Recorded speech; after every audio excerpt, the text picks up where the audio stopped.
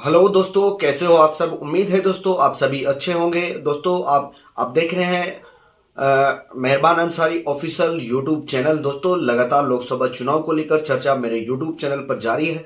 तो दोस्तों जैसा आप सभी को पता है, लोकसभा चुनाव का बिगुल बज चुका है, लोकसभा चुनाव भी घोषित हो चुके हैं। जैसा आप सभी को पता चल गया होगा, पूरे देश में 7 चरणों में लोकसभा चुनाव होंगे और सभी जगह से लगातार कैंडिडेटों के ऐलान हो रहे हैं। हालांकि अभी कुछ सीटों पर काफी प्रत्याशी ऐसे हैं जहां पर उनके ऐलान को लेकर अभी सस्पेंस बना हुआ है। तो दोस्तों लोकसभा चुनाव बिल्कुल अंतिम दौर में है। आप सभी को पता है अगले महीने की 19 तारीख को वोट पड़ेंगे और ये पहला चरण होगा, जिसको लेकर 102 सीटों पर मतदान होगा और देश में लोकसभा चुनाव को लेकर चर्चा पूरी तरह से जागी है। तो दोस्तों लगातार मैं भी किसी ना किसी लोकसभा चुनाव को लेकर और किसी ना किसी सीट को लेकर अपने यूट्यूब चैनल पर लगातार चर्चा करता रहता हूं। तो दोस्तों आप मुझे सपोर्ट भी काफी अच्छा कर रहे हैं और मैं आपका शुक्रिया अदा करता हूं। तो दोस्तों चलिए मैं आज शुरू करता हूं मुजफ्फरनगर लोकसभा सीट को लेकर और कैराना लोकसभा सीट को लेकर कुछ समीकरण आपके बीच लेकर आया हूं। तो दोस्तों जैसा आप सभी को पता है, इंडिया अलायंस का उम्मीदवार मुजफ्फरनगर लोकसभा सीट पे हरिंदर मलिक हैं, जो 4 बार विधायक व 1 बार राज्यसभा सांसद रह चुके हैं। वहीं बात करें दूसरे प्रत्याशी लोकदल व बीजेपी की ओर से जो प्रत्याशी मैदान में है, डॉक्टर संजीव बालियान, जिन्होंने 2014 में जीत हासिल की। वहीं बात करें 2019 के 2019 में भी उन्होंने जीत हासिल की।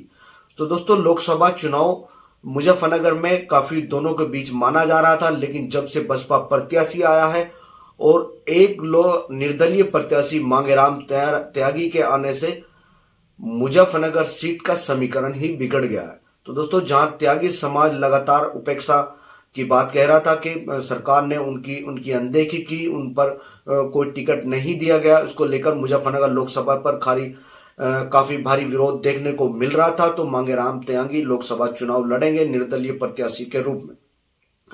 जैसा अपनी वो कई मीटिंग में कह भी चुके हैं, जल्दी ही हम 12 सीटों पर अपने प्रत्याशी उतारेंगे।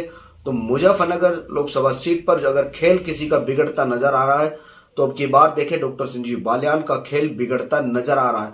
हरिंदर मलिक वहां पर काफी मजबूत दिखाई दे रहे हैं और मजबूत कड़ी वो नजर आ रहे हैं। तो इंडिया अलायंस की ओर से मुजफ्फरनगर लोकसभा सीट जीत की स्थिति में अब फिलहाल दिखाई देने लगी है, जहां पर आपको सभी को पता है 40% से ऊपर वहां पर मुस्लिम वोटर हैं और हरिंदर मलिक जाट प्रभावशाली नेता बताए जाते हैं और जाटों में उनका काफी बहुत पॉपुलर है और जाटों में उनकी मजबूत पैठ है और मजबूत तरीके से जाट समाज भी हरिंदर मलिक के पक्ष में आता नजर आ रहा है। और डॉक्टर संजीव बालियान की बात करें, उनके समर्थन में कई प्रोग्राम हो रहे हैं, कई रैलियां हो रही हैं और लगातार आरएलडी के कार्यकर्ता व लोकदल कार्यकर्ता लगातार उनकी जीत की आश्वस्त करना चाहते हैं।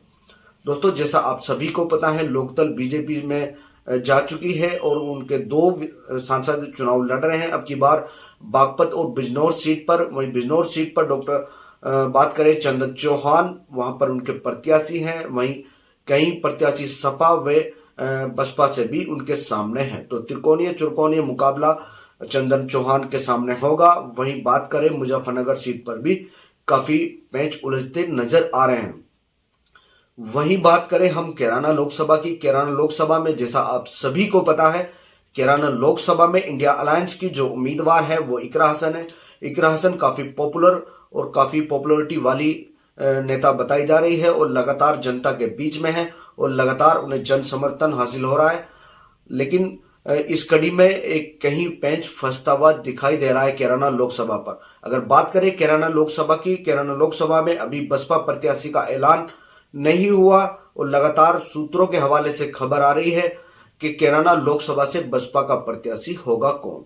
तो बसपा प्रत्याशी की अगर बसपा प्रत्याशी कैराना लोकसभा सीट पर आते हैं, कैराना लोकसभा सीट पर एक बार फिर चुनावी समीकरण बदलते दिखाई देंगे। जैसा आप सभी को पता है, लोकदल व बीजेपी की ओर से जो प्रत्याशी है वर्तमान में कैराना सांसद प्रदीप चौधरी है और प्रदीप चौधरी भी काफी मजबूत छवि वाले नेता, इसलिए उनके भारी विरोध के बावजूद भी उनको टिकट मिला। लगातार जनता में उनका काफी रोष है, लेकिन केंद्रीय और प्रधानमंत्री मोदी के काफी करीबी बताए जाते हैं प्रदीप चौधरी, इसलिए उन्हें टिकट दिया गया है। वहीं बात करें कई कैंडिडेट जो बीजेपी की ओर से कैराना लोकसभा सीट को लेकर अपनी मोहर लगा रहे थे कि उनको टिकट होगा, लेकिन कहीं ना कहीं अब वही लुटिया डुबोते नजर आ रहे हैं।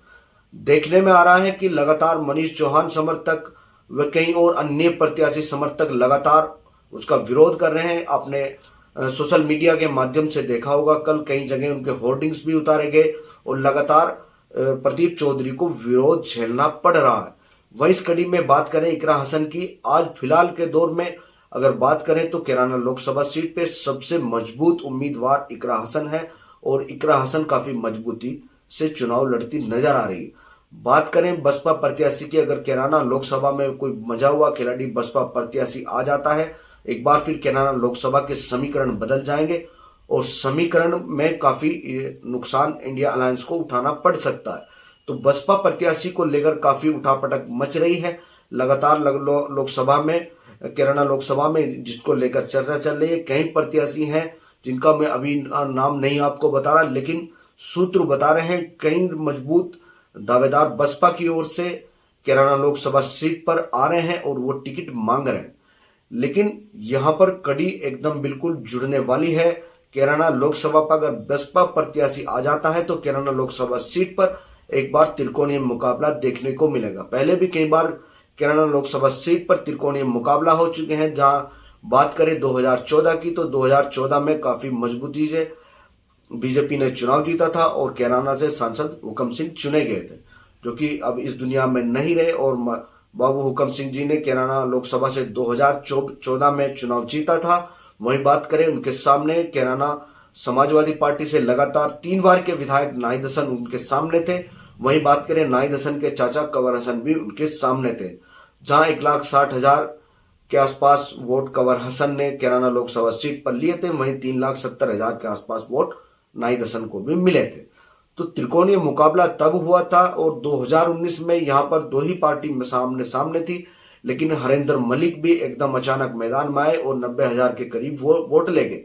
यही हार का कारण कैराना लोकसभा सीट पर बताया गया था। लेकिन इस बार फिलहाल दोनों कैंडिडेट आमने सामने हैं और देखने वाली बात होगी कैराना लोकसभा से बसपा का प्रत्याशी होगा कौन। तो ऐसी और बातें जानने के लिए, ऐसी और खबरें जानने के लिए आप मेहरबान अंसारी ऑफिशियल यूट्यूब चैनल को लगातार वॉच करते रहें, देखते रहें। तो जल्द लौटेंगे नई कहानी नई बात के साथ। देखते रहिए मेहरबान अंसारी ऑफिशियल यूट्यूब चैनल। तो जल्द लौटेंगे नई कहानी नई बात के साथ। तब तक के लिए धन्यवाद।